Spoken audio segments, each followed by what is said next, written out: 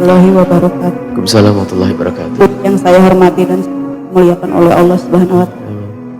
Gini, ada sepasang suami istri yang mana yang mencari nafkah itu seorang istri. Punten, ini titipan pertanyaan Buya, kebetulan beliau belum bisa hadir ke majelis ini.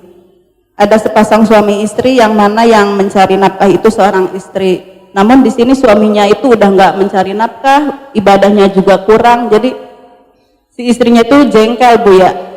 Nah, kepengen si istri itu udah nggak mencari nafkah, pengennya tuh ibadahnya ditingkatkan gitu. Pernah si istri itu berontak, marah-marah, tapi nggak ada perubahan. Itu mohon solusinya Buya gimana? Sampai dia tuh pernah gitu, udah berapa lama mendam kejengkelannya itu diem aja gitu, Buya. Mohon penjelasannya. Assalamualaikum warahmatullahi wabarakatuh. Assalamualaikum warahmatullahi wabarakatuh. Seorang laki-laki tidak bekerja, yang bekerja hanya perempuan, dan tidak ada uzur kelihatannya. Lakinya laki menganggur. Wah, itu bukan laki-laki. Laki-laki kok nggak mau kerja, ini bagaimana ini? Bukan laki-laki. Laki-laki itu memberi nafkah. Kecuali laki-laki tersebut ada uzur, sakit, sudah berusaha tetap bangkrut. Ada orang nasibnya nasib bangkrutan, namanya Pak Bangkrut ya. Setiap dagang mesti bangkrut ada, memang nggak model dia, nggak bisa dagang. Sehingga di dalam rumah pun dia nggak bisa jadi pemimpin dalam urusan apapun, karena memang lemahnya dia. Ada orang semacam itu. Kalau memang ada orang nasibnya suka bangkrut, dia suruh berdagang pun juga bermasalah nanti bangkrut. Ada ini kisah pada zaman Nabi, ada seorang wanita yang ngadu kepada Rasulullah karena dia selalu yang memberi nafkah. Suaminya itu adalah pailit, bangkrut, nggak punya duit, melarat. Nabi memberikan solusi yang adil. Nabi mengatakan bahwa kalau memang seperti itu, kamu makan dari mana? Kalau suamimu nggak pernah ngasih nafkah. Kalau bahasa orang sekarang, saya punya penghasilan kecil-kecilan ya Rasulullah. Kalau wanita tersebut mengatakan, aku masih punya peninggalan kebun korma dari orang tuaku ya Rasulullah. Cuman masa saya nombokin terus ya Rasulullah, suami saya pengangguran. Nabi berikan solusi yang pertama. Kalau memang suamimu tidak pernah memberi nafkah kepadamu, pilihan pertama untukmu adalah kamu berhak minta cerai.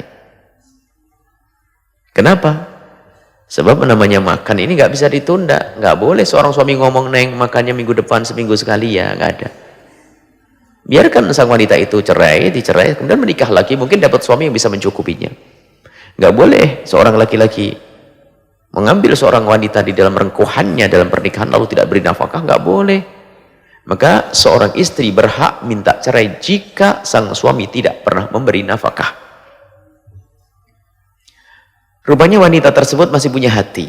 Apapun bentuknya dia adalah suami daripada bapak daripada anak-anaknya. Maka wanita tersebut berkata, ya Rasulullah, apakah ada pilihan lain selain harus bercerai? Nabi menjawab, kalau begitu pilihan yang kedua, kamu tetap yang mencukupinya. Kamu yang ngasih nafkah kepada suamimu. Dan di saat seperti itu, kamu mendapatkan pahala yang berlipat-lipat. Pertama, pahala engkau nyenangkan suami. Kedua, pahala ngasih rezeki dan nafkah. Yang ketiga adalah pahala silaturahimmu dengan anak-anakmu. Maka wanita itu sambil tersenyum, ya Rasulullah, kalau begitu biar aku saja mencukupi. Tapi itu suaminya benar, masih sering minta maaf, nyanjung. Ini suami dungu, seandainya ada sudah nggak ngasih nafkah. Kadang-kadang sebelum akhir bulan ada cerita sudah nunggu, mana duitmu? Lah ini kan nggak enak bener, sholatnya ogah-ogahan.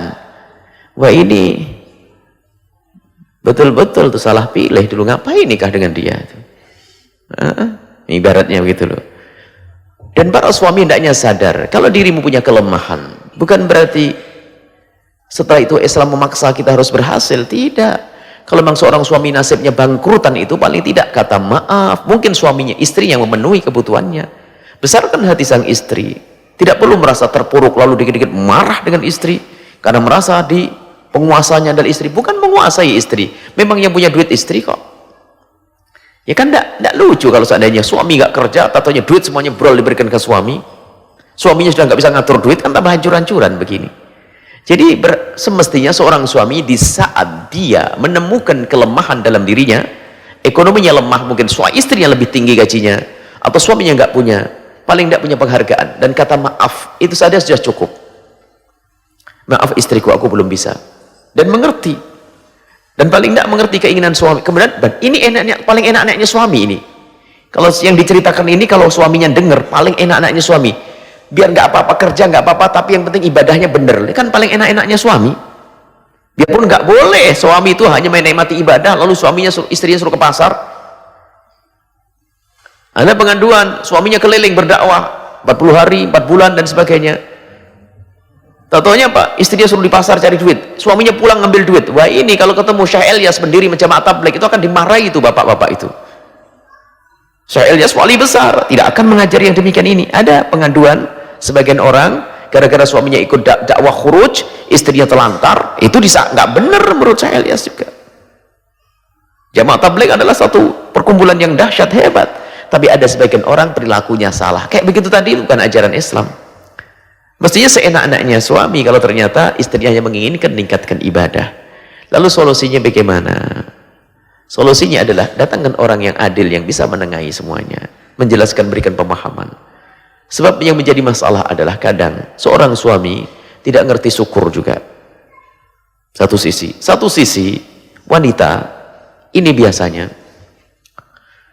umumnya, kalau umum itu tidak semuanya, kalau anggap mereka umum, Anda tidak umum, gitu saja. Umumnya wanita itu kalau sudah punya kelebihan, itu yang gampang muncul adalah kesombongannya, emosinya cepat naik. Itu wanita di saat diberi oleh Allah kelebihan umumnya. Tapi kan Anda bukan umum, Anda orang istimewa, Anda orang-orang aneh. Umumnya wanita itu kalau diberi oleh Allah kelebihan, gajinya lebih tinggi, karirnya lebih, itu sudah mulai sewenang-wenang dia, mulai ngangkat suara berani kepada suaminya, dikit-dikit minta cerai. Dan coba diperhatikan, rata-rata janda yang dicerai itu adalah di saat ada kesombongan, di saat diberi Allah kelebihan. Kalau lebih semua dikit-dikit cerai saja aku bisa kok. Itu kebanyakan wanita, dan begitulah fitrahnya. Karena wanita adalah lembut, di saat mengangkat beban yang agak berat terasa berat. Beban ekonomi kan berat, bebannya suami dibebankan seorang wanita yang lembut, yang cantik, yang lembut, penuh kasih. Dia harus punya beban nafkah. Maka lihat, udah protes.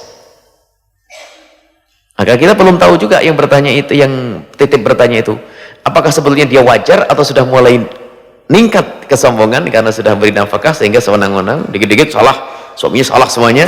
Bisa jadi masuk bab ini, karena wanita rata-rata semacam itu. Tapi bukan Anda. Wanita, hati-hati. Siapapun Anda, hei para wanita yang Allah telah berikan kelebihan kepada Anda, hendaknya kelebihan itu menjadikan Anda semakin tawadhu. Kalau tidak, berantakan, nggak mau dipimpin oleh suami, mentang-mentang. Karena apa? Anda adalah orang yang lembut, bukan makhluk lembut ya, manusia lembut, makhluk lembut hantu. Anda adalah orang yang lembut dengan penuh kelembutan. Di saat Anda punya beban berat sedikit, merasa berat, sehingga kadang-kadang kalau sedikit emosi saja langsung cerai saja aku, tinggalkan aku bisa bisa tolak pinggang di depan sang suami. Wah, ini macam-macam model wanita semacam itu. Tapi wanita solehah tidak semacam itu. Wanita solehah itu adalah mewarisi akhlaknya siapa? Sayyidah Khadijah Al-Kubra, orang kaya raya yang luar biasa di kota Mekah, akan tapi bagaimana tawadhu'nya dengan Rasulullah. Ngerti kebutuhan Rasulullah, kepentingan Rasulullah SAW. Jadi kekayaannya tidak menjadikan dia sombong. Termasuk wanita yang bertanya kepada Rasulullah, dia diberi kecukupan, suaminya adalah pilot, suaminya bangkrut, akan tapi ternyata di saat diberi petunjuk oleh Nabi, dia lebih senang. Biarlah kalau begitu, aku saja yang mencukupi, tapi aku dapat 3 pahala. Maka semoga ibu yang bertanya tadi, titipannya tadi, mendapatkan 3 pahala. Kemudian setelah itu, yang kedua, meredam emosinya supaya tidak menonjolkan karyanya atau prestasinya di depan sang suami. 1. Kemudian sang suami semoga segera sadar, paling tidak kata maaf, sanjungan, ya, dan seterusnya.